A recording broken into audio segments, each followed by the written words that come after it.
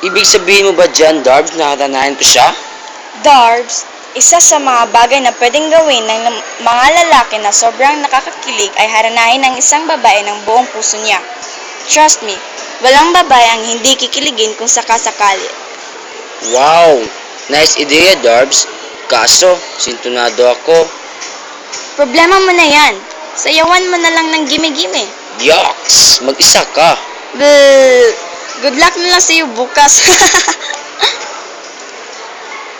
Hay, good luck na lang talaga. Pero balik tayo sa'yo. Di nga, seryoso. Wala kang ka-date?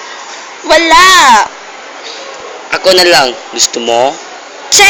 Inaasar mo lang ako eh. May special girl ka pang i-date tomorrow. Remember?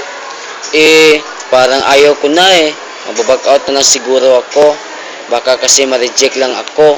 Nye! You're so gay, Darbs. Ang bakla mo. If she's really special to you, gagawa ka ng paraan para mapalapit sa kanya.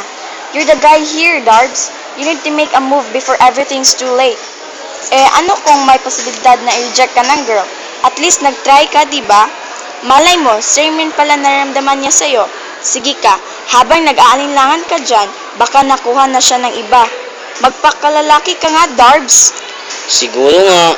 Tama ka, Darbs. Hay, ewan. Bahala na nga si Batman. O sige, Darbs, magta-time na. Balik na ako sa classroom. Kita na lang tayo mamayang pag-uwian. Sure.